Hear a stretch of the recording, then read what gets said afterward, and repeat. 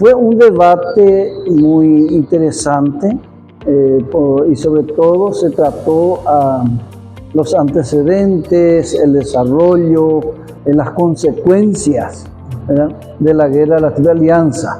Y como entre estos también a mí me pidieron hablar sobre la influencia de la lengua guaraní dentro de esa guerra.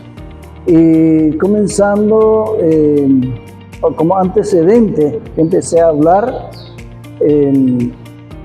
la influencia misma a partir de la independencia del Paraguay, en el cual en la preparación de la Revolución de Mayo se utilizó como santo y seña palabras en guaraní. Sí. Entonces, con la intención de despistar a los espías que tenían el gobernador Velasco y su séquito en ese entonces. Y gracias a ese santo y seña también no corrió sangre, porque le tuvieron que tomar de sorpresa al gobernador y a sus guardias, ¿verdad? Y entre sus guardias estaban el capitán Vicente Ignacio Iturbe, Mauricio José Troche, ¿verdad?, que estaban de guardia prácticamente, y ellos facilitaron, porque ellos manejaban ese santo y seña, entonces sabían. Entonces eso facilitó también que no se derrame sangre en aquel entonces. Y por supuesto en la guerra de la Triple Alianza fue un arma filosa y fundamental, ¿verdad?, para que sobre todo el mariscal López, que era el punto de la discordia prácticamente, y a través de él el Paraguay. En realidad no era el mariscal López, sino al Paraguay, que le veían como potencia en aquella época.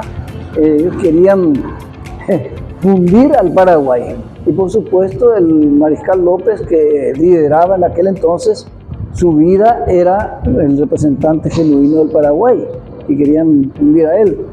Pero ¿qué pasa? El mariscal López tenía como arma fundamental el guaraní en cuanto a las arengas que le daban a sus soldados, que era uno de los mejores oradores en guaraní, el mariscal López. Entonces la gente le entendían y sentían ese patriotismo a través de las arengas que recibían del mismo jefe.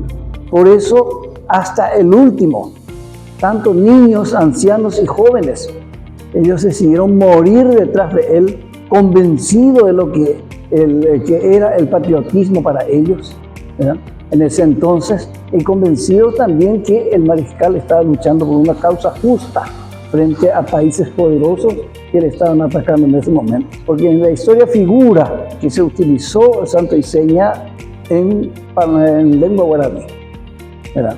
Bueno, y esta es una importante contribución como docentes de esta Casa de Estudios para la historia y la cultura de Latinoamérica. Así mismo, porque en ese sentido, en cuanto a la cultura y en cuanto a la convivencia social, cultural, intelectual, no hay fronteras.